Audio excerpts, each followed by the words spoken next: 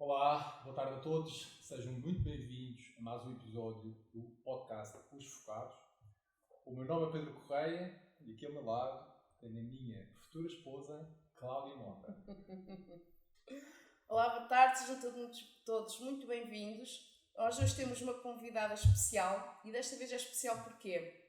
Porque foi através de, e já deixando o nome, a doutora Mara Fragomeni, foi através da doutora Mara que eu mergulhei neste mundo que é da medicina do futuro, a medicina do anti-aging, que eu prefiro dizer de envelhecer bem.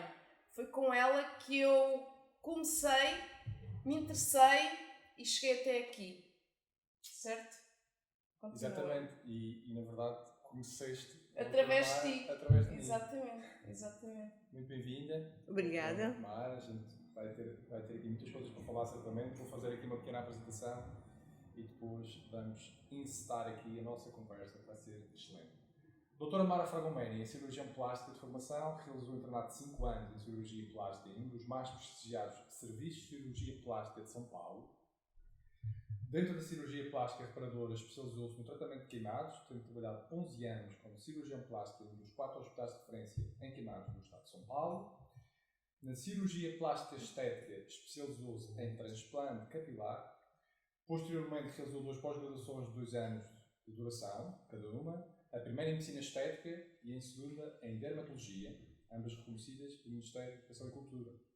Complementou os seus estudos em nutrologia e em medicina anti-envelhecimento nos Estados Unidos, possuindo o American Board of Anti-Aging Medicine, e pela sua formação multidisciplinar dedica-se a proporcionar aos seus pacientes uma medicina com soluções para uma vida saudavelmente longeva, cuidando da saúde e da beleza. É fundadora e diretora clínica da clínica Aqua Health Care em Lisboa. Muito bem, feita a apresentação. Vamos começar. Podes começar. Então, eu vou começar por uma pergunta muito simples, que é: quem é a doutora Mara? E talvez neste enquadramento é como é que do Brasil chega e monta arraiais em Lisboa e fica por cá connosco durante tanto tempo. E espero que continue. Então, eu sou filha de imigrantes italianos que foram para o Brasil. Foram muito novinhos, meu pai foi com 20 e tal anos, minha mãe fez 18 anos no navio. E sempre quis fazer medicina, desde os 9 anos de idade, falei, quero fazer medicina. Não sei porquê, não tenho ninguém médico na família, sempre quis fazer medicina. E foi já o meu primeiro desafio, porque somos em 3 irmãos, então dinheiro não era uma coisa, nunca faltou, mas também não abundava. Então eu fiz escola pública. E no Brasil como é que funciona a faculdade? É um concurso. Então o que você fez na escola, a sua nota na escola não tem valor. Então se são 80 vagas, os 80 primeiros entram. Então se as pessoas fizeram um colégio melhor que eu, era mais difícil de eu entrar. Então tive que fazer um curso preparatório. Levei 3 anos para conseguir entrar em medicina, mas era o que eu queria. Entrei em medicina. Quando eu terminei a faculdade, fui para cirurgia geral. Queria cirurgia plástica. Fiz cirurgia plástica. Terminei o internato em 95.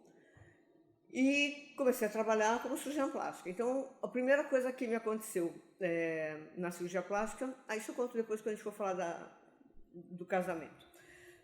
Depois da cirurgia plástica, numa das pós-graduações, comecei a ter contato com muita medicina estética, né?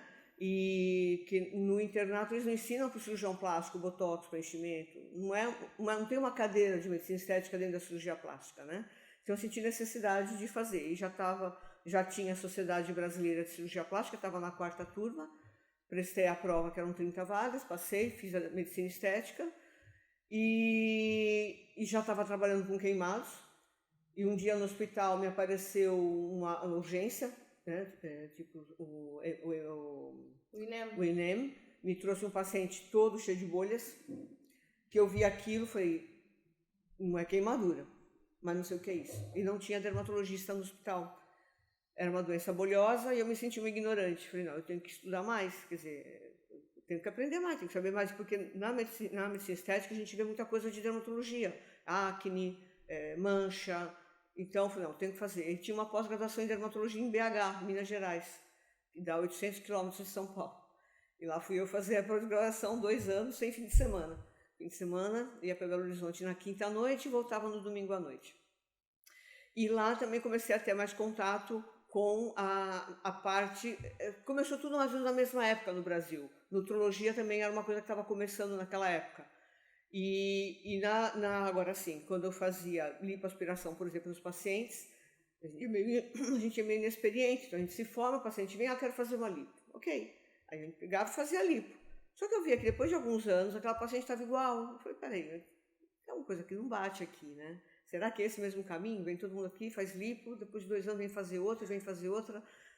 Né? Tem alguma coisa que não está certo. E a sociedade, foi naquela altura que a Sociedade Brasileira de Cirurgia Plástica publicou um trabalho muito interessante, dizendo que quando a gente fazia uma lipoaspiração num paciente acima do peso ideal, e ele não mudasse seus hábitos de atividade física e de alimentação, ele não tinha como. Se você consome mais do que você gasta, você vai ter que guardar isso em algum lugar. Então ele começava a ter o quê? Uma gordura intraabdominal, uma gordura metabólica, que passava a preocupar. Então a gente transformava um paciente com uma gordura periférica, que não mata, né? Gordura no rabo, não mata, para uma gordura metabólica.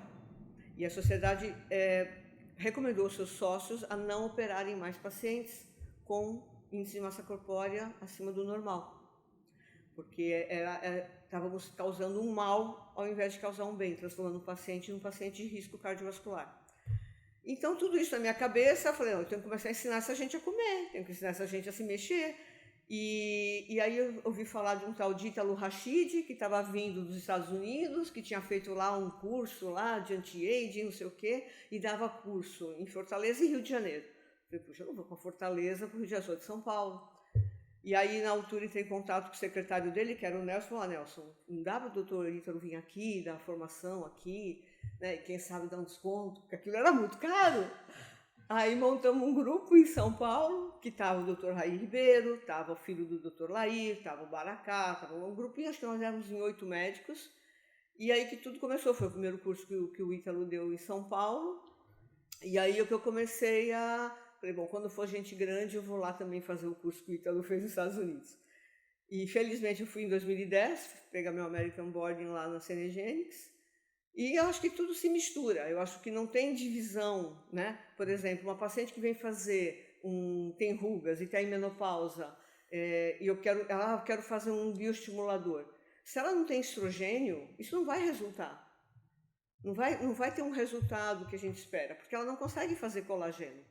Né? Eu acho que uma coisa toda está interligada, porque, na verdade, quem separou a medicina foi o homem, né? Porque nós somos todos uma coisa só, né? Então, a alimentação, a parte da medicina estética, a dermatologia, o anti-aging, eu acho que tudo faz parte de uma mesma medicina, uma mesma ciência, né? E daí como é que vem... Parar em Lisboa. E parar em Lisboa.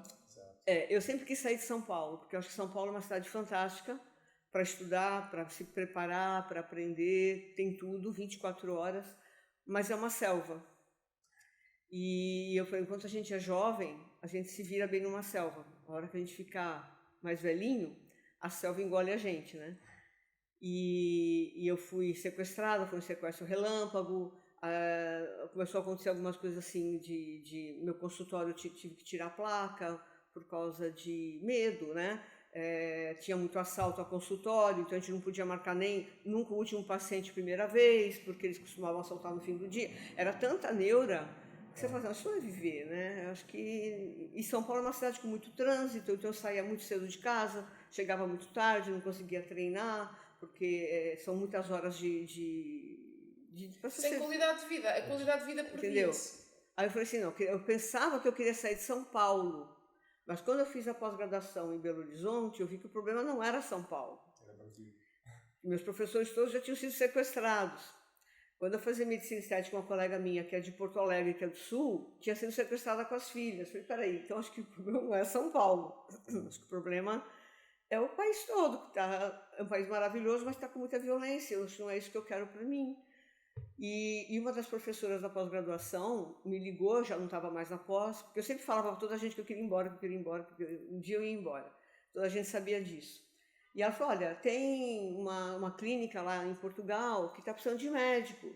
E veio me oferecer, e eu não estou interessada, eu lembrei de você. Você não está interessada? Eu falei, que clínica? Ah, um tal de Corporação da Estética, uma coisa assim. Eu falei, sei lá, posso ir lá ver, né? Era 2005. Aí eu peguei férias, vim para cá, conheci e falei, pode ser.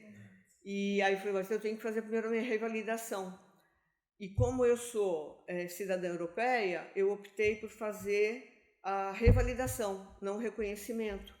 Porque o reconhecimento pelo Acordo Brasil-Portugal só vale em Portugal. E se eu fizesse o exame de Estado, naquela altura, isso muda todo ano, tá? Naquela altura, se eu fizesse o exame de Estado e trabalhasse 3 anos em Portugal, poderia meu diploma valer em toda a Europa. Falei, bom, então vai dar mais trabalho, mas eu prefiro que meu diploma valha em toda a Europa. Então, o que eu fiz? Eu peguei licença-prêmio, que eu tinha dos queimados, que eu trabalhei lá 11 anos, e cada 5 anos eu tinha 3 meses de licença-prêmio, que era remunerada, então eu peguei 6 meses, e dos meus outros empregos peguei licença não remunerada de 6 meses, e vim ficar no Santa Maria, que tinha um estágio não remunerado, que eu pensei, eu não vou conseguir fazer uma prova sem estudar. Me formei em 90, estamos falando em 2005, não dá, vou passar vergonha, né? Então, e eu não consigo estudar trabalhando de sol a sol. Então, parei tudo e vim para cá, pus o marido na mala, trouxe o marido junto e fiquei aqui 6 meses no Santa Maria só estudando, né? E prestei a prova, felizmente passei. Foi um pouquinho complicado, de 20 e tal passaram só 5. E são bem exigentes. E aí pronto, aí eu voltei para o Brasil e realmente pedi demissão dos meus empregos, falei, pronto, é aqui que eu vou ficar. E por que Lisboa? Porque eles precisavam para a Corporação de Lisboa. Eu fiquei 5 meses no Porto, gostei muito do Norte, pensava em ficar lá, porque eu fiquei 5 meses, não, 5 semanas. Mas eles precisavam aqui para Lisboa, eu falei, então é para lá que eu vou, né? E me instalei aqui em Lisboa, e aí eu conheci Lisboa, também gosto de Lisboa. Mas no início eu estava até pensando em ficar, porque o primeiro contato que eu tive foi com o Norte, né? Fiquei lá 5 semanas. E pronto, depois de 10 anos trabalhando cá, eu achei que era hora de montar meu consultório, minha clínica. Foi passado 10 anos que montou? Instalou-se em Lisboa em 2006? 2006, E só passado 10 anos é que montou lá com a clínica? Depois de 10 anos que eu montei, e já tem, desde 2016, 19, 21, 2, 23, 7 anos. 7 anos. Olha, e quais foram, por acaso tenho curiosidade, tendo em conta que trabalhou aqui com os queimados, que deve ter sido uma experiência bastante enriquecedora, acredito eu. Ou seja, percebe como é que funciona a regeneração da pele por fora e depois começou a aprender como é que funciona a função da pele ou a qualidade da pele também por dentro, através dos ensinamentos, não é? Que foi tendo do curso do Dr. Ítalo Rachid, não é? Perceber como é que o estilo de vida também influencia a saúde, a beleza da pele, a sua elasticidade. Portanto, eu acredito que isso lhe deve dar mais algumas vantagens, porque não estou a parte puramente estética, não é? A parte estética refere-me à parte de fora, não é? Mas também a parte de dentro, não é? E, pegando nesses 2 pontos, a parte de dentro e a parte de fora, o que é que para si é mais importante? Eu pergunto isto porque eu acredito que algumas pessoas estão aqui a ouvir, ou a maior parte das pessoas, também pela minha experiência, dão mais ênfase a tratar a pele por fora, não é? Com cremes, com suplementos, com vários tratamentos. Exato. E se calhar dedicam pouco tempo a tratar da pele por dentro. E, na sua opinião, o que é mais importante neste caso? Se houver uma escala de prioridades. Eu acho que se a pessoa é bom cuidar, cabelo, pele, unha, rosto, botox, preenchimento, só que se ela não tratar por dentro vai dar um defunto lindo. Eu acho que por dentro também não adianta a pessoa ser saudável e não parecer saudável, ter uma pele muito maltratada, né? Eu acho que as coisas, claro, que a parte interna ela é mais importante. Nos queimados, o que me chamou a atenção? Por exemplo, os pacientes que tinham uma boa massa muscular são os que corriam mais risco de morte. Os que tinham mais? No sentido de metabolismo. Tinha que alimentá-los muito mais hiperproteico, muito mais hipercalórico, porque o metabolismo deles era muito alto. Entendeu? Então tinha que ter atenção, porque se a gente bobeasse nisso, porque a gente fazia o que? A média de 5.000 calorias. Se eu fizesse 5.000 calorias num fisiculturista, ou num... Porque, por exemplo, uma vez chegou lá um segurança do centro comercial, e ele era massa de músculo. E o Marcelo, não esqueço o nome dele, ele quase morreu, de 20 e tal anos. Por quê? Porque ele era muito metabólico. Então, a gente passa uma sonda interal, né? E alimenta pela sonda. E foi aí que eu comecei a dar valor à nutrição. Porque o médico não acredita em nutrição, acho que é bobagem. E aí que eu comecei a dar valor, tinha lá nutricionista, né? Tinha um farmacêutico, a gente faz muito parenteral, então a gente montava, quebrava a cabeça quanto de proteína, quanto de glutamina, quanto disso, quanto daquilo, com a nutrição, preparava a dieta interal, administrava, e era brutal a recuperação do paciente com dieta interal. Né? Então, aí que eu comecei a respeitar mais, né? Foi a base de vitaminas, minerais. Sim, sim. Aí que você começa a ver que realmente resulta, entendeu? Que funciona. Você vê que a alimentação é base de tudo. Então isso me chamou muita atenção. E outra coisa que me chamou a atenção é o paciente deprimido. Então o paciente que vinha queimado de um acidente se recuperava, às vezes, uma pior, mais grave, mas se recuperava mais fácil do que o paciente que se auto-infligiu, que tentou suicídio. Como que a imunidade é a brutal diferença, porque ele ficava mesmo com infecção, pegava muito mais infecção, a imunidade dele era muito inferior do que aquele que foi um acidente, que explodiu um bujão de gás, ou que tinha a força de viver. Estava muito mais grave e sobrevivia de um que estava menos grave, mas queria morrer. Também isso, como que a nossa mente, também, nós não temos noção de como que a nossa mente comanda todo o nosso corpo, para o bem e para o mal, né? Isso também é uma coisa que a gente aprendesse a lidar com os nossos pensamentos. Sem dúvida, sem dúvida. Mas é interessante focar nesse ponto, ou seja, pessoas com uma massa muscular mais elevada, quando estão queimadas, pode ser mais perigoso nesse caso. Porque o metabolismo do queimado, ele é hipermetabólico, né, o queimado. Certo. Tanto que a dieta sempre já é hipercalórica e hiperproteica. Mas o que tem mais massa muscular, porque a gente sabe que a massa muscular aumenta o metabolismo, por isso que o segredo para emagrecer qual é? É ganhar massa muscular. Não é? Porque aí aumenta o metabolismo e vou queimar mais gordura, vou ter que comer mais, né? E isso era visível nos pacientes que a gente percebia mais os que eram mesmo de fisiculturismo, que tinham mesmo uma massa significativa, né? Sim. Aí a gente tinha que subir para 7.000 calorias, 8.000 calorias por dia. E como foi essa experiência de trabalhar tantos anos com pessoas queimadas e lidar com acidentes? Ou seja, até mais do ponto de vista psicológico. Exato, eu imagino que deve ser difícil. É assim, ou seja, eram sempre os mesmos, né? Cirurgião plástico, eram sempre os mesmos, porque tinham alguns hospitais em São Paulo, e era engraçado que nós éramos sempre os mesmos, porque ninguém queria trabalhar com queimado, porque isso é público, né? E cirurgião plástico ganha mais dinheiro fazendo mama, abdômen, essas coisas. Eu ia uma vez por semana, foi meu primeiro emprego como cirurgião plástica concursada.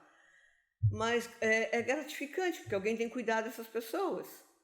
Então, assim, acho que a maior experiência mesmo que eu tive com os queimados é essa parte médica que a gente está habituado, porque a gente faz trauma, a gente faz cirurgia, é normal, braço arrancado, perna arrancada. Isso a gente já não se impressiona tanto.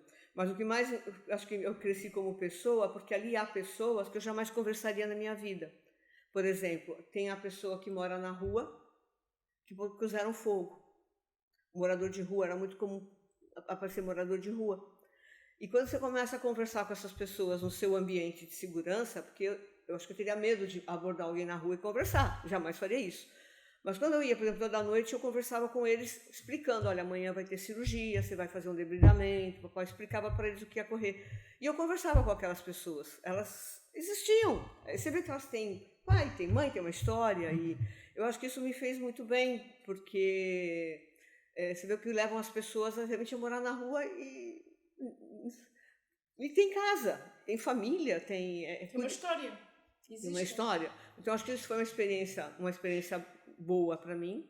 Agora, do trauma, quando a gente faz medicina e está dentro do hospital, a gente está tão preocupado, por exemplo, chega um grande queimado, primeira coisa é ver grau de lesão, pegar um acesso venoso, se eu consigo passar aqui, se não consigo, se eu vou femoral, dar sinal vital, o soro, você está tão concentrado em salvar aquela pessoa nos protocolos que você não se impressiona muito, entendeu? Ok. Se eu vir, por exemplo, alguém atropelado na rua, me choca. Pois. Entendeu? Lá dentro do hospital não, porque você está todo preocupado em seguir os passos de salvar aquela vida, né? Então só o fato de você saber que você está fazendo alguma coisa a respeito para salvar aquela pessoa, não tem... Mas é difícil, os pensos são difíceis, né? Porque cheira mal, né? Tem que habituar com isso, né? E hoje, profissionalmente, é completamente diferente, não é? Totalmente diferente. E do antes e do depois, que ainda existe uma janela temporária grande, onde é que hoje, podemos dizer, encontra essa gratificação que lá atrás encontrou daquela forma, hoje, da forma como pratica, como exerce, onde é que se vai buscar e se encontra ainda essa... Sempre.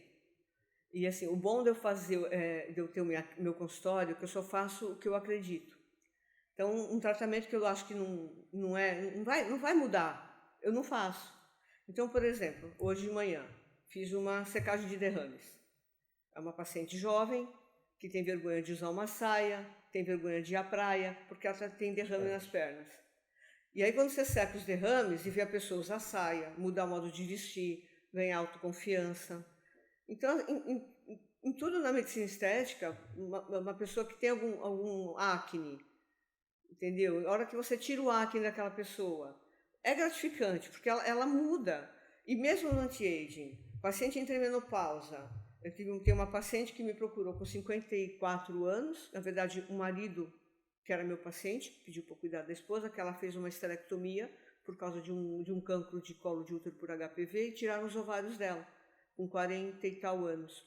E ela entrou em menopausa precoce e ela tinha medo de sair à rua, tomava Victan, tinha pânico, não conduzia mais, atividade sexual nenhuma com o marido, não sobrevivia. Isso foram as consequências da retirada do útero e Sem de uma má ou não teve inexistente reposição. reposição hormonal.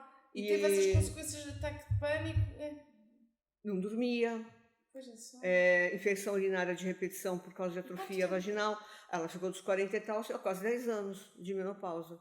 E só passado desses anos é que chegou assim. Porque ela não sabia. Pois, as pessoas não sabem. Ela não sabia. Aí o marido que passou ela para mim.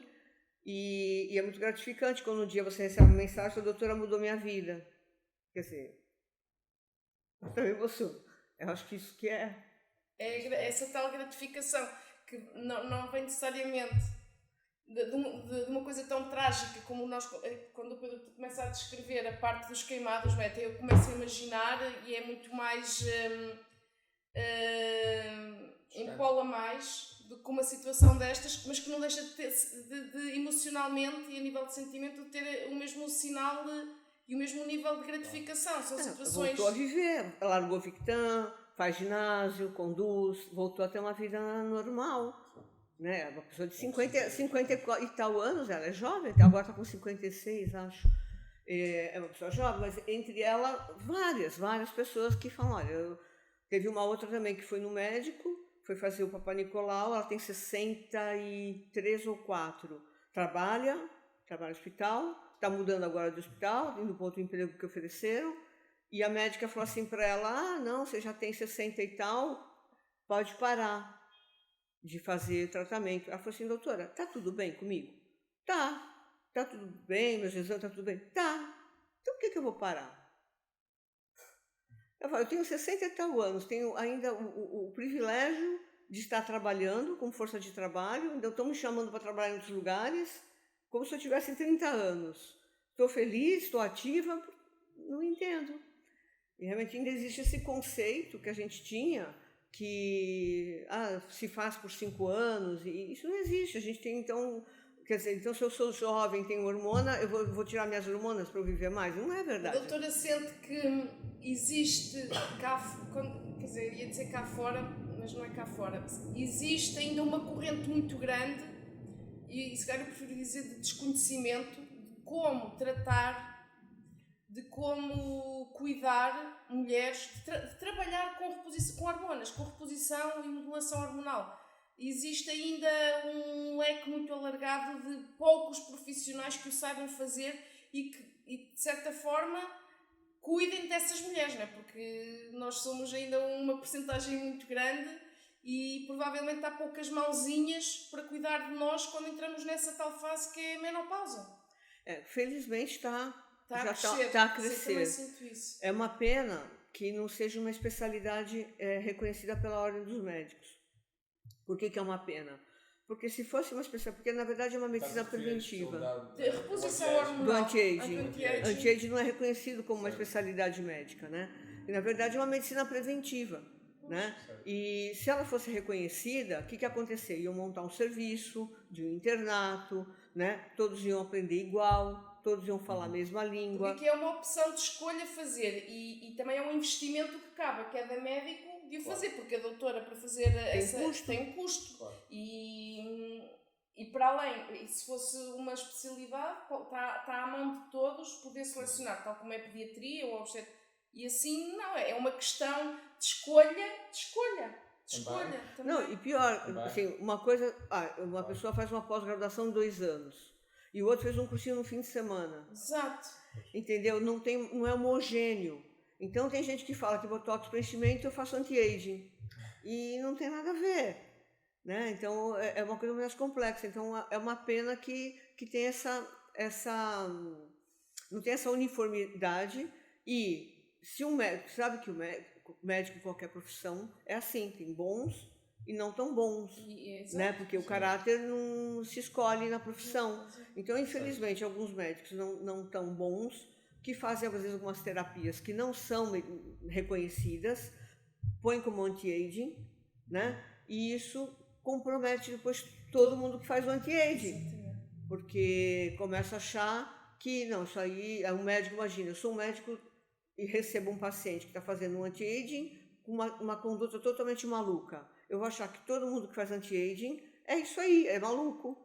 Então, infelizmente, existe ainda muito isso. Deixa-me só fazer aqui que eu acho que é importante. Mas quando nós falamos de anti-aging, nós não estamos aqui a falar do anti-envelhecimento, de que o objetivo é não envelhecer. Não é nada disso, não é? O objetivo, só porque eu acho que às vezes o anti-aging também passa um nome ruim, né? Exato. E a questão aqui é mesmo, e é mais, o envelhecer bem. É o prevenir, porque envelhecer, todos vamos envelhecer. Envelhecer é bom. Aqui o principal chavão é na forma como é que nós vamos envelhecer. E isso é uma escolha, porque envelhecer é normal. A forma como o fazemos é a decisão nossa. Exatamente. E o anti-aging vai de encontro a isso. É a forma como é que eu quero envelhecer e supostamente é bem. E aí entra o anti-aging com a medicina preventiva, medicina funcional. Exato. Já há tantas nomenclaturas que se pode usar. Nutrição, desporto, tudo. No fundo são vários pilares, não é? É isso que eu ia propor. Vamos então esmiuçar o que é o anti-aging, se é de facto o anti-aging, e quais são os pilares, neste caso, que suportam essa medicina de envelhecimento, que eu entendo, para mim, é a medicina da saúde. Nós temos a medicina da saúde, temos a medicina da doença. E eu entendo esta como a medicina da saúde, porque acaba que realmente vai contribuir para estender a nossa qualidade de vida, para vivermos com vitalidade, vivermos com força, vivermos com mais confiança. Ou seja, de uma forma que nos permita usufruir da vida de uma forma plena. mais preenchida. Usufruir da nossa vida de uma forma mais preenchida e plena. Quais são os grandes pilares? Antes de um nome ruim. Quando nós provavelmente fomos feitos para viver 120 anos, é o que a gente acha que um ser humano vive. Quando a gente nasce, existe o telômero, né, que é como se fosse a capinha do pé da cadeira, que assim que a gente dá o primeiro choro na maternidade, já começa a encurtar. Né? É igual uma ampulheta que a areia vai caindo. É melhor explicar o que é o telômero. Então é tipo uma capinha, fica na ponta do cromossoma, e isso vai diminuindo. Já nascemos e já está a diminuir. Ao longo da idade. Berrei já está a diminuir. Nasci na maternidade, já começa a diminuir. E quando ele chega num tamanho limite, nós acabamos. Não tem como a gente ser eterno. né? É que nem a ampulheta que eu estava dizendo. É quando cai o último grãozinho da areia, acabou, né? Estamos estudando, quem sabe um dia a gente descubra como inibir, né, a telomerase, que é a enzima que faz o telômero diminuir. Mas enquanto isso a gente ainda não sabe. E o que a gente descobriu? Que a maneira que eu vivo acelera ou retarda a velocidade desse telômero ir diminuindo, né? Então, o meu estilo de vida, sabe, que dormindo um horário ideal, antes das 11, acordar antes das 8, que eu comendo alimentos XYZ, eu fazendo exercícios desse tipo, tanto tempo. Então começou a se ver que esse ritual, não fumar, né, não beber. Eu pego ainda pacientes que bebem vinho todo dia porque disseram que faz bem, né? É antioxidante. Eu pergunto, mas por que você bebe? Ah, então para de beber. Ou, por que você bebe? Ah, doutora, porque é a única coisa que me relaxa. Pronto, então vamos trabalhar nisso, né? Mas beber porque diz que faz bem, não, é álcool, né? E o álcool a gente sabe que está relacionado com alguns tipos de cancro, é uma caloria vazia, né? Então, o que a gente foi aprendendo, né? Como é que começou o anti-age? Ele começou em 97 nos Estados Unidos, com um grupo de médicos, um ginecologista, um cardiologista, que fala assim, poxa, por que eu espero minha paciente ter uma fratura osteoporótica do fêmur para eu tratar? Eu sei como é que a osteoporose se forma. Ninguém acorda com osteoporose. Ela vai perdendo ao longo do tempo. A gente sabe como prevenir isso. Por que eu espero um paciente infartar? A gente sabe que a aterosclerose é uma coisa lenta, são anos obterando, e a gente sabe toda a fisiopatologia dessa doença. Por que a gente não faz nada antes dele infartar, né? Porque assim, existe a medicina preventiva. É curioso, porque isso não é uma novidade, nem a gente sabe como prevenir, mas não tinha um médico, eu vou prevenir. E naquela época nos Estados Unidos havia os baby boomers, né? Aqueles que já estavam bem de vida, já estavam com os filhos criados, ia no médico e falava, doutor, eu não quero ficar doente. Claro, não sei, quando você ficar doente, você vem cá. Eu não sei tratar o não doente, né? Eu não sei tratar o quase diabético. Quando você ficar diabético, você vem cá.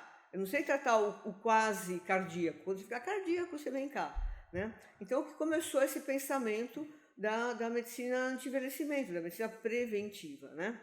E a gente sabe que não é só, eu falo, olha, gente, eu sou 20% do trabalho. A hormona, a suplementação é o mínimo. 80% do trabalho é o que você faz, é o que você come, é se você dorme. E eu vou além. Se eu tiver que prescrever um medicamento só, doutora, eu só posso uma coisa, escolhe, atividade física. É o que mais impacta na nossa longevidade. Ela prolonga a memória, ela não só previne, como trata diabetes, hipertensão, né, obesidade. Só que assim, a atividade física é um remédio. E como todo remédio, se eu paro de tomar, volta tudo, né? Então, a gente tem que entender que a atividade física é para a vida, né? Então, é o mais importante, porque quando eu falo atividade física, eu não estou falando de competição, né? Competição é um outro capítulo. Estou falando de atividade física para a longevidade, ganhar massa muscular, porque a gente sabe que quanto mais massa muscular a pessoa tem, mais ela vive. Por quê? Porque a musculatura é um tecido anti-inflamatório. E a gordura é o quê? Inflamatório, libera citoquina inflamatória o tempo todo. A gente sabe que essa inflamação crônica favorece doença cardiovascular, doenças degenerativas, cancro, né? Então, a medicina anti-age é um nome ruim. O que a gente quer? A gente quer que essa pessoa tenha o mínimo de função no dia que ela morrer. Ou seja, ela ser ela, é um pouco mais lenta, já não faz os exercícios da forma que fazia, né? Já não tem a cabeça tão boa quanto tinha, mas é ela, né? Ela é autônoma, ela consegue viver sozinha, ela consegue cozinhar sozinha, ela consegue ter uma vida digna sozinha até o dia que o telômerozinho e ela apaga, que nem uma vela, né? Porque o problema é que as pessoas morrem antes de morrer, né? A pessoa com 60 anos tem um AVC, tem um derrame, fica numa cama, fica com uma demência, né? Eu tenho minha mãe com demência, minha mãe tem 7 anos de idade. Minha mãe está na Terra, mas minha mãe não sabe quem são as pessoas, não sabe. Minha mãe, tadinha. Quantos anos ela tem? Minha mãe vai fazer 91 agora em agosto. É um touro, cheio de saúde, porém tem E demência. há quantos anos é que tem demência? Ela começou com 70 anos.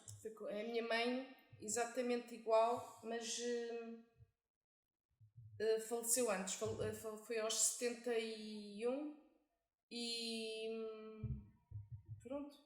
Entendeu? Então, e a gente sabe que a atividade física previne. Exato. A gente sabe que a progesterona protege de demência. A progesterona é uma hormona que protege o nosso cérebro, né? Então, quando eu tenho uma pessoa modulada, e quando eu falo em hormona, gente, eu não estou falando que a pessoa tem que ter hormona que uma jovem tem. Quando nós somos jovens, eu tenho 28 de progesterona todo mês, eu tenho 500 de estradiol. Eu não preciso disso. Quando a gente engravida, vai para 25 mil de estradiol, 400 de estrogênio. Na menopausa, eu preciso ter o que um homem tem. Se eu tiver 50 de estradiol, tá bom. São doses fisiológicas, não é? Adaptadas Menores do que a gente tinha. Se eu tenho 2 de progesterona, 3, tá bom. Eu não preciso ter 26. Então, precisa ter alguma coisa para eu manter, proteger minha mama, melhorar meu sono. A progesterona é um drenante, né? O estrogênio ajuda a dormir. O assoalho pélvico também precisa de estrogênio, porque quando a gente perde a força no assoalho pélvico, não é só a perda da urina, é infecção urinária recorrente, vida sexual também que acaba. Isso tudo é qualidade de vida, porque hoje a gente vive 1/3 da nossa vida em menopausa. Porque a gente morria, a mulher morria com 65 anos, morria. Né? A menopausa é uma coisa muito atual, é muito recente na medicina. Agora que a gente está começando a aprender que existe essa coisa menopausa. Não é? 100 anos na medicina não é nada. A gente não vivia tanto que a gente vê. Hoje a mulher morre o quê? Hoje a estatística, uma mulher portuguesa de 65 anos vai morrer aos 85. Estatística de hoje. Então, quer dizer, cada vez se vive mais. É 1/3 da nossa vida em menopausa. Então, Por isso que seja com qualidade. Só que assim, o trabalho também tem que ser do paciente, tem que ter essa consciência, né? Que ele tem que ter uma mudança de hábito. Ele percorre o caminho. A doutora Mara há pouco tocou num ponto muito importante. Falou nas diferentes formas de atividade física, não é? E diferentes formas de atividade física geram também resultados diferentes. E falou na atividade física como medicamento. E eu também concordo, sou suspeito, não é? Mas também concordo que é o melhor medicamento para envelhecer com qualidade e para nos dar uma longevidade mais funcional quando bem aplicado. Porque essa é uma questão importante. Ou seja, da mesma forma que nós podemos aplicar medicamentos... Automedicação. Sim, ou seja, de uma forma adequada a cada condição, ou automedicados, como diz, isso também pode ser contraproducente, não é? Exatamente. Então, é importante que as pessoas percebam que a dose importa. Ou seja, não só o medicamento em si, mas também a dose do medicamento. Porque é isso que vai fazer a diferença. E aquilo que se vê muitas vezes, e vulgariza-se, erradamente, na minha opinião, é dar recomendações gerais de exercício sem atender à condição individual em que a pessoa está. E eu digo isto por um motivo muito simples.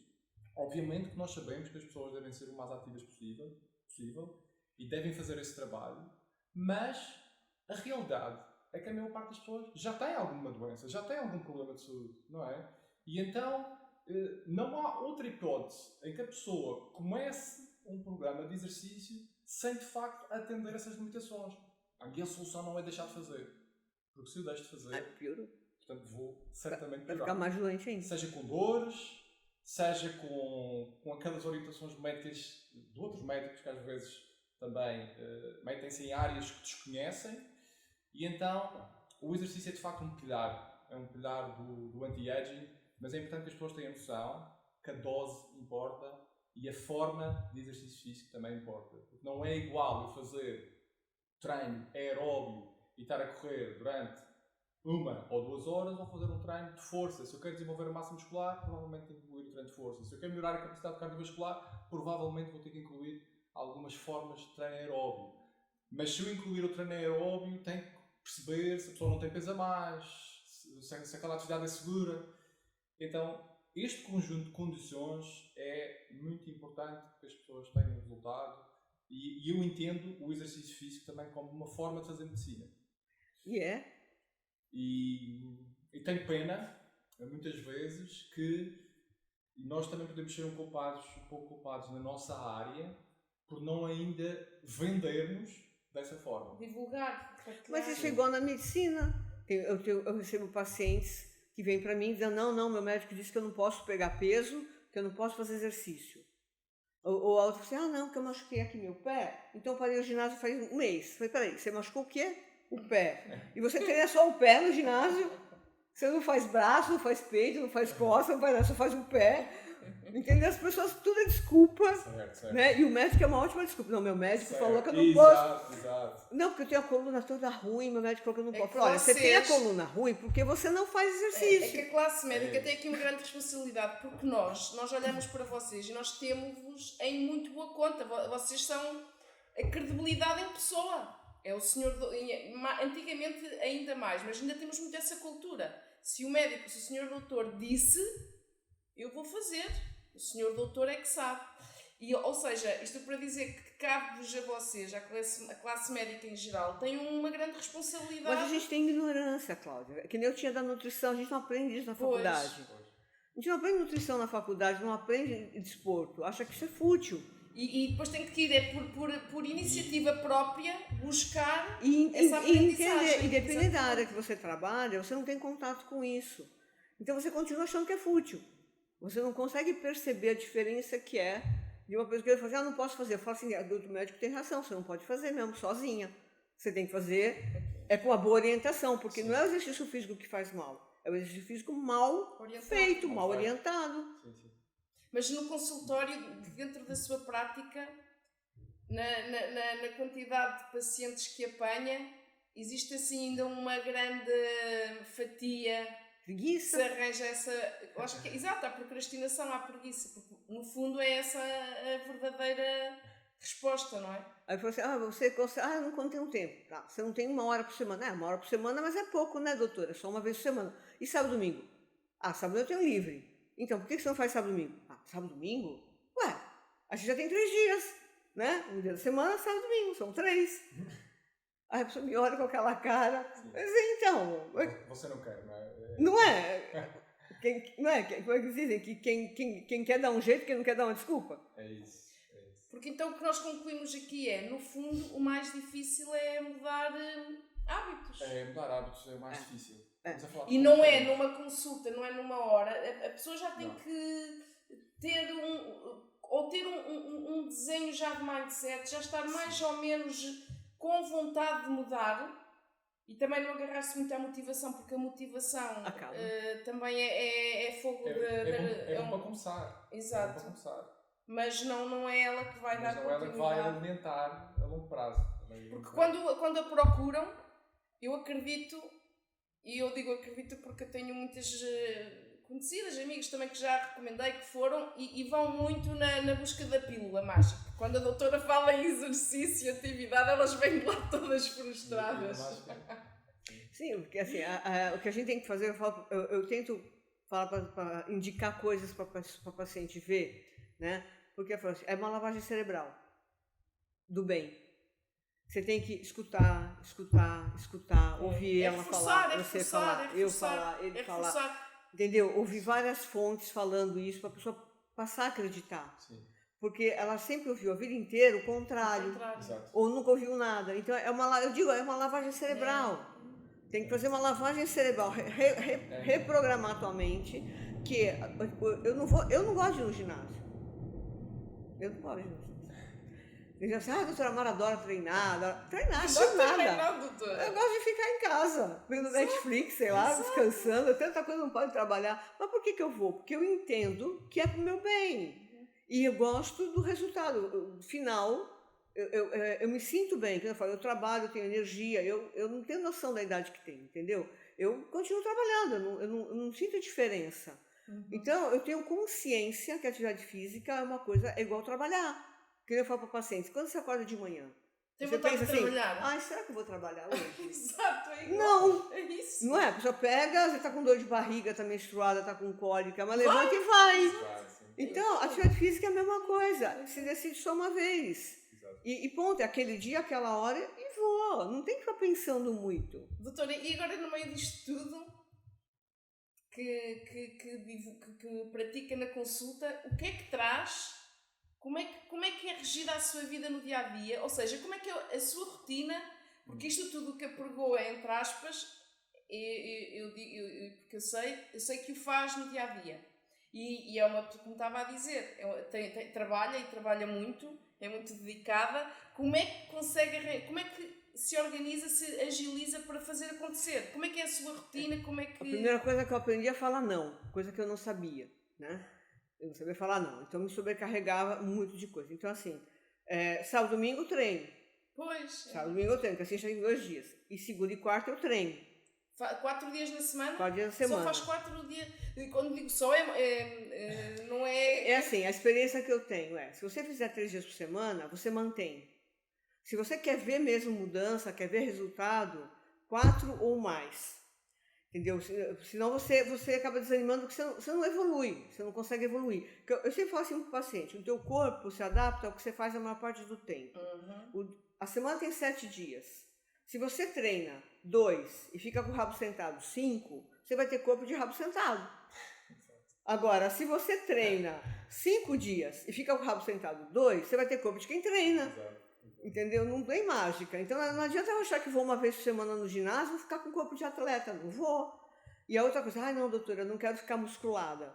Você é mulher, você não vai ficar musculada. Você não tem testosterona para ficar musculada. Aquelas mulheres que a gente vê todas enormes, tomam coisa para ficar enorme.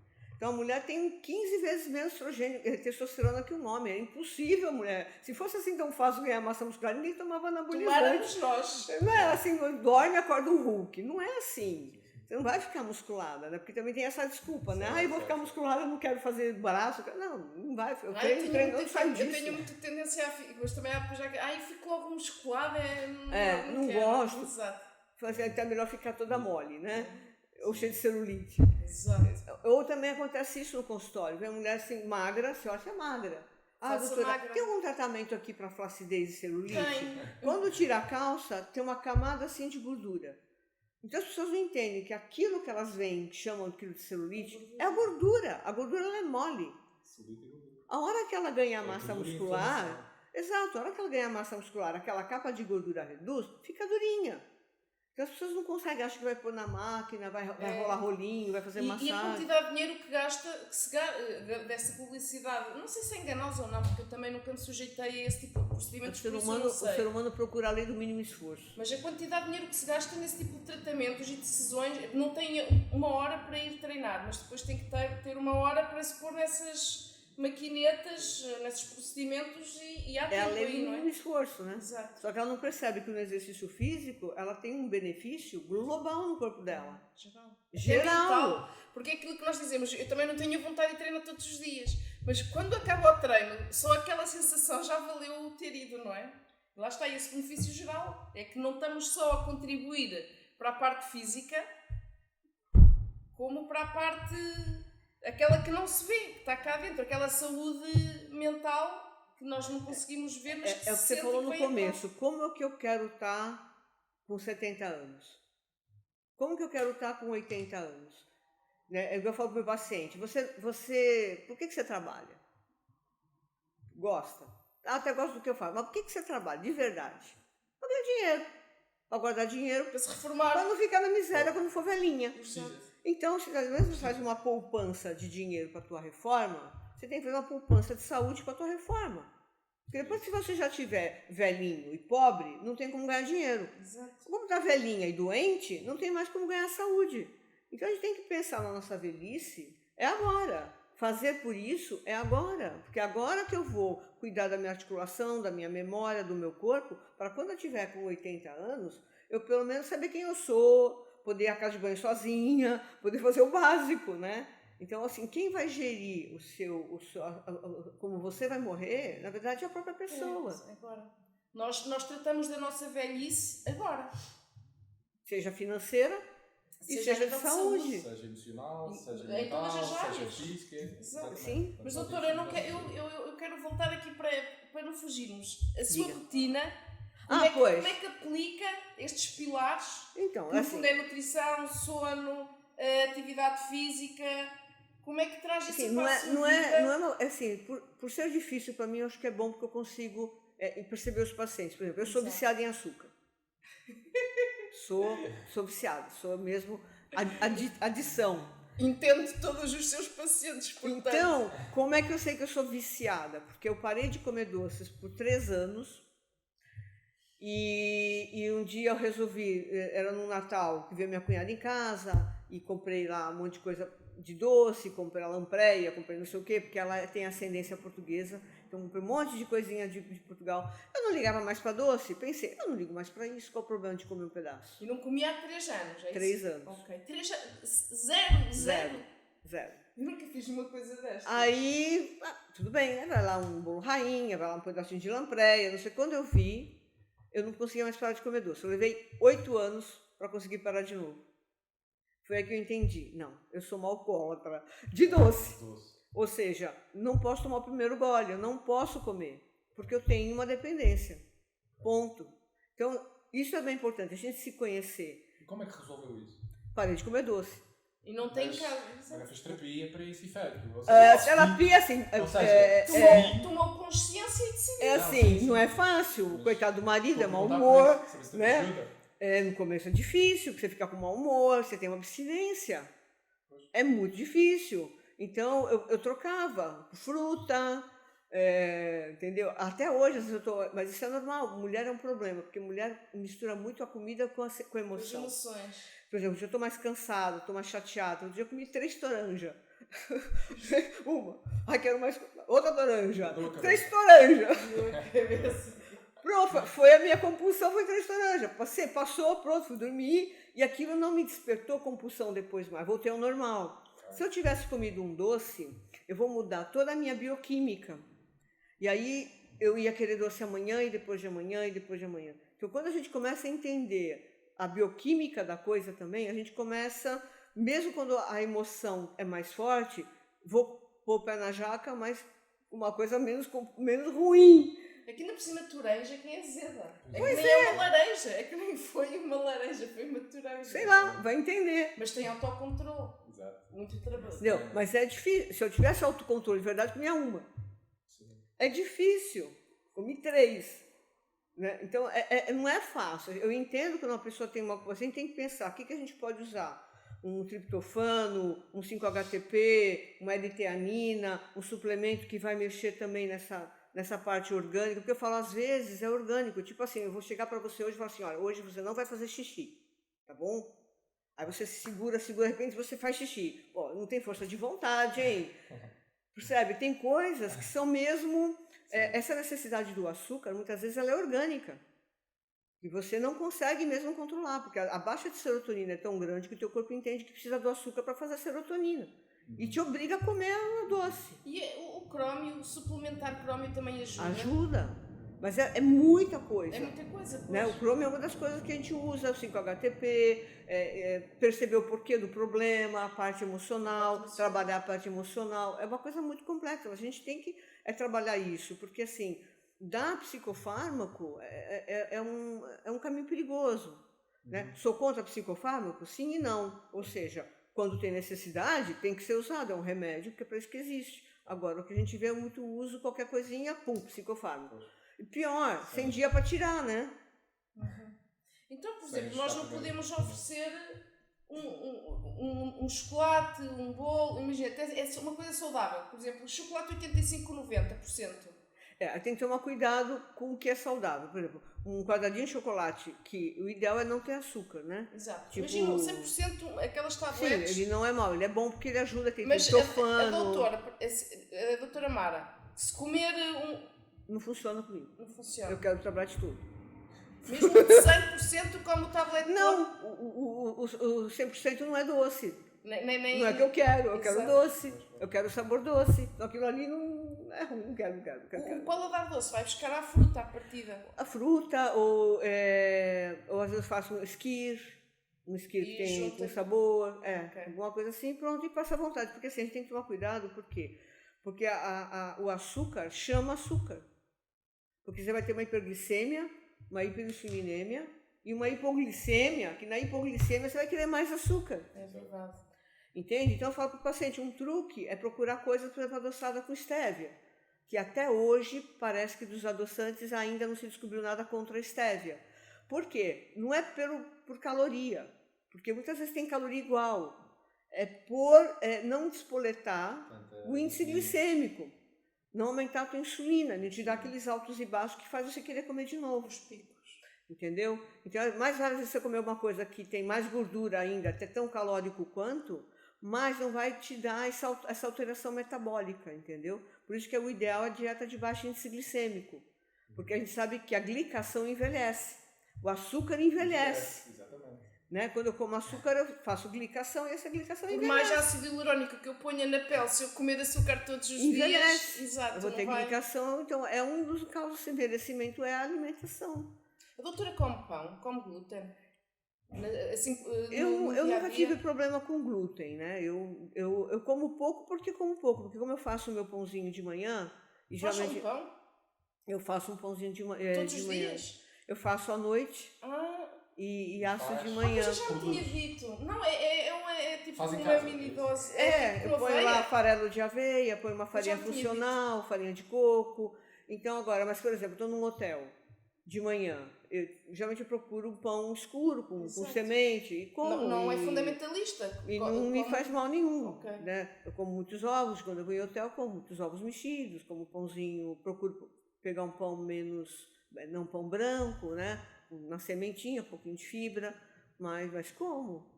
Mas então, seu pequeno almoço é essa receita que faz previamente um pãozinho. É assim, Isso eu uma gosto de boa comer, ideia. e como bem. Então, assim, eu não faço lanche, por quê? Porque se eu fizer lanche, eu vou ter que jantar menos, né? Eu que já percebi. Então eu como bem no pequeno almoço, bem no almoço e bem na janta. Porque eu 3 gosto de- refeições. porque eu gosto de comer bem. Se eu começar a fazer lanche, eu vou ter que reduzir algumas, senão eu vou comer demais, né? Ok. Então eu faço 3 refeições. Mas cada um tem um Tem a perfil. sua estratégia, Esse exato. é o meu perfil.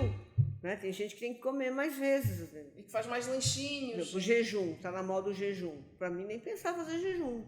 E para as mulheres é contraproducente. Não é? Se eu fizer jejum, Pensar em chega de jejum. noite, eu quero comer tudo. Entendeu? Eu falo, não, jejum pra mim não dá certo. Eu tive em casa, já almocei, tenho barriguinha cheia, né? Porque assim, se eu fizer, por exemplo, não almoçar e for 5 horas da tarde comer, eu já vejo que eu como consigo comer direito, mas não é legal, eu tô ansiosa, consigo controlar, mas não é a mesma coisa. Parece que eu acabo de comer e não estou satisfeita, parece que eu ainda quero mais. Sim. Entendeu? É mais psicológico. Então eu tenho sensibilidade, eu não posso fazer jejum, não posso, porque me desperta a vontade de comer muito depois. Tem pessoas que não, então pronto, sabe? Para ela É o funciona. autoconhecimento, é auto-observarmos, ver como é que nós nos comportamos e a nossa relação com a comida e ir gerindo ao longo Por do isso que dia. eu tenho que escutar o paciente e tentar junto com ele ver estratégia para o jeito de como ele é, quais são os pontos fracos. Ah, doutora, quando eu faço um bolo, eu como um bolo inteiro. Então não faça bolo. Exato. Ah, mas eu tenho vontade de comer. Desce lá na pastelaria e compra um pedaço. Pronto, aí só come um pedaço. Ah, é, né? Pois. Então, sei lá, pensar junto, porque assim, não é uma coisa fácil, né? Homem acha fácil porque o homem não tem essa coisa com doce que tem a mulher. Então, o homem não é tão difícil, ele não entende direito essa coisa do chocolate, dá um chocolatinho para ficar calmo. Eles não entendem bem isso. Mas a mulher... É fisiológico. Mulher é diferente. Não são todas, né? Sim. Não são todas.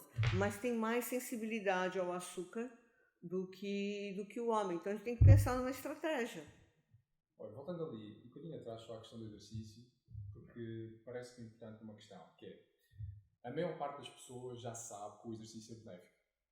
A maior parte das pessoas quer viver com qualidade de vida. A maior parte das pessoas quer sentir-se bem, não é?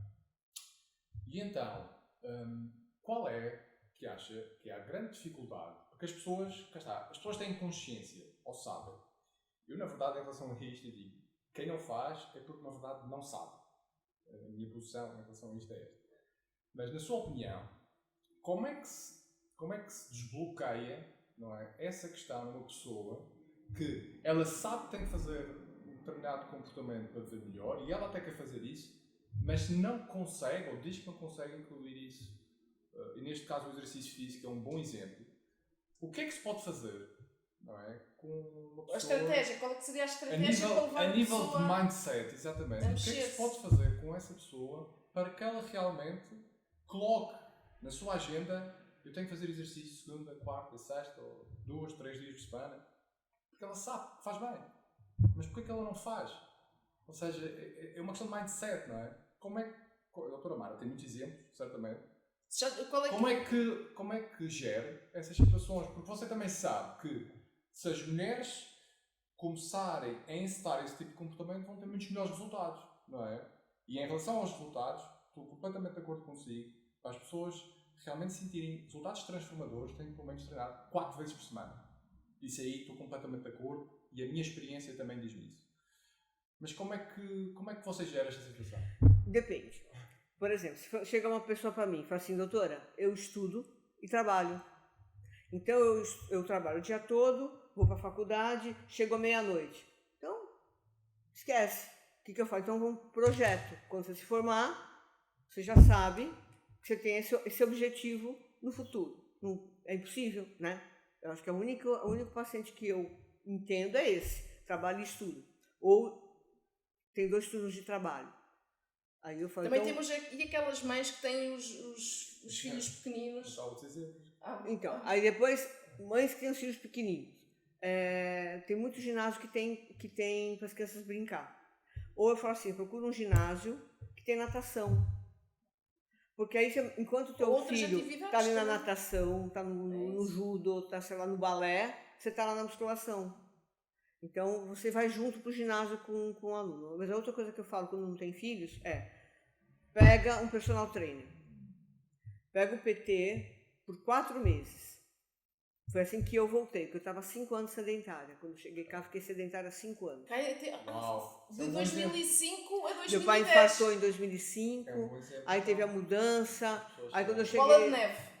Aí cheguei cá, mudança de país, não sei o que, eu estava 5 anos sedentária. De 2005 a 2010. Eu fiquei... Não, eu voltei em 2009. Fiquei de 2004 a 2009. Ok. Aí... eu trabalhava numa clínica, que era a M6, que já fechou, e lá tinha 2 PTs. Aí o João, falei, João, ele tinha um centro dele, falei, João, eu vou treinar com você 4 meses, porque eu gosto da liberdade, de a hora que eu quero, porque assim, aula de grupo para mim é um terror, porque assim, o paciente está, não vou perder minha aula, para mim isso é estresse. O bom da musculação é que eu sei que eu vou a hora que quero, tá lá, eu faço meu treino sem estresse. E eu falei pro João, eu vou ficar contigo 4 meses, tá bom? Depois de 4 meses eu vou pro ginásio. Por quê? Porque eu sei que se você pega um PT por 4 meses e cumpre, você começa a pegar o hábito. É o hábito, volta tudo ao hábito.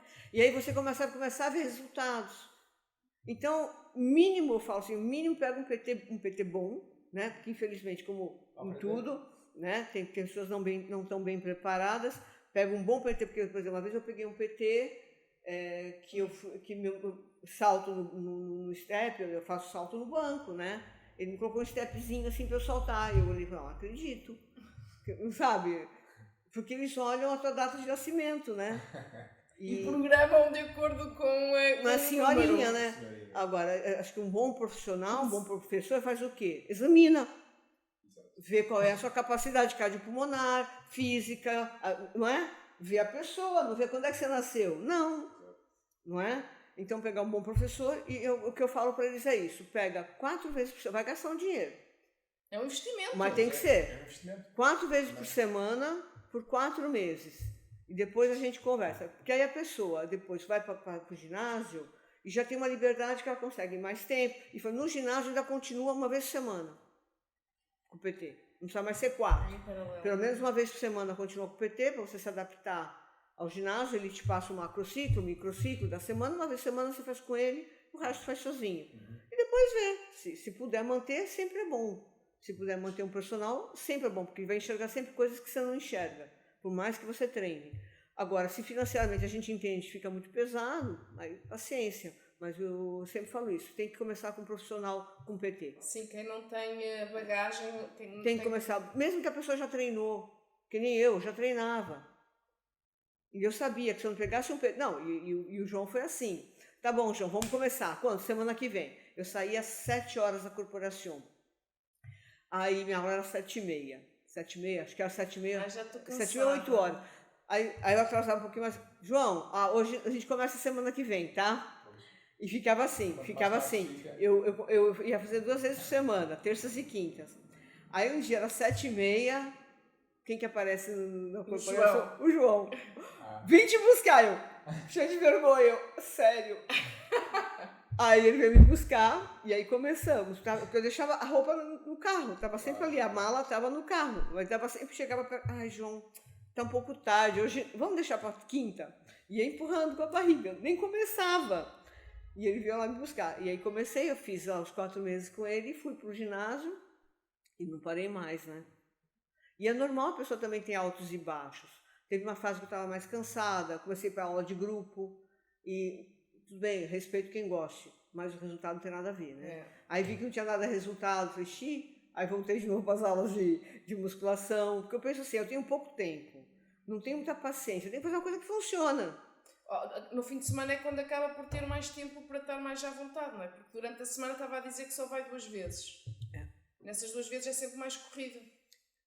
Mas não é, mas eu procuro cumprir direitinho o mais folgado que eu faço, porque eu faço 1 hora de treino e 1 hora de sauna. Você faz ao fim do dia ou no início do dia? 4 da tarde. E faz sauna nas 4 vezes? Não, vou no domingo, 1, 2 vezes por semana, que quando eu tenho mais tempo. Bom. Né? Então aí eu que descanso. Eu lá no ginásio esfriar a cabeça, descansar. Não, lá eu vou trabalhar. Eu descanso quando tem a sauna, aí que eu descanso. Lavo meu cabelo, ponho um cremezinho, aí vou na sauna, vou na sauna no banho turco, depois me tiro, aí vou lá na sauna seca. Aí é bom, entendeu? Aí eu descanso, aí eu não penso em nada, fico lá quietinha, às vezes eu adormeço, aí falo pro marido, se eu não aparecer, vai lá que eu tô cozida dentro da sauna, porque na sala feminina nunca tem ninguém, se um dia eu dormir lá, eu morro tostada. Se demorar muito, vai lá me procurar. Mas o ginásio... Mas aí já está, quando vai ao ginásio, já está a tratar da sua longevidade por 2 formas, que é através da atividade física e mesmo através da sauna. Eu vou 2 vezes por semana, é dia de sauna, as outras 2 não, é treino mais rápido. Olha, para si, quais são os principais erros que as pessoas fazem que prejudicam a saúde da sua pele? Pele. Sol. Olha, assim é bom. Primeira coisa é sol. As pessoas... já apanhei tanto. As pessoas... ao sol. Muito. Eles sabem que o primeiro fator de envelhecimento é o sol. Por isso é que as mulheres, sem querer interromper, mas já interrompendo, por isso é que as mulheres japonesas têm uma pele tão boa, porque elas, praticamente de forma geral, elas nunca apanharam sol ao longo da juventude como nós. Então, assim, existe uma corrente que demoniza o sol e uma corrente que o sol é maravilhoso. Não é nenhuma coisa nem outra. O sol tem que ter moderação. Está no meio. Né? O problema, o sol, ele é importante para a nossa vida. Sem sol não tem vida, né? Sem o sol não tem vida. Só que a necessidade solar nossa não é tão alta. A gente não precisa ficar o dia inteiro, horas e horas embaixo do sol. Né? Nem com o rosto, sim. Exatamente. Então, o fator número 1 de envelhecimento é o sol. Tabaco, as pessoas não têm noção como o tabaco é mau. É o segundo fator de envelhecimento cutâneo. Né? A mulher tem mais sensibilidade, principalmente a associação tabaco e sol é destruidora para o colageno. Muita gente que a gente olha e vê, é velho, não é velho, é destruição solar. Aquilo não é o rosto de um velho, é o rosto de uma pessoa que foi destruída, o colageno, pela luz solar, excesso, né? E pelo tabaco. Né? Porque qual o problema do protetor solar também? Tem gente que demoniza, tem gente que é maravilhoso. Qual o problema do protetor solar? O protetor solar, só há legislação de UVA na Europa. No Brasil, no Japão, nos Estados Unidos, não há uma legislação. Então, ele tem um grande UVB e quase não tem UVA. Qual que é o problema disso? O UVB é o que dá o eritema. Se eu tiro o eritema, eu acho que eu estou protegida. Não queimei. Fantástico. Todo o VA passou. E o VA faz o quê? Destruição de colagênio, envelhecimento da pele e câncer de pele. Entendeu? Então, nesse sentido, o protetor é uma coisa perigosa.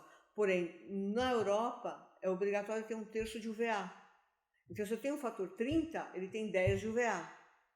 Entendeu? Então, eu tenho mais proteção no protetor solar. Porque o ideal, o que é? O ideal seria não pôr protetor nenhum e pro sol. Se o sol ficar vermelhinho, acabou.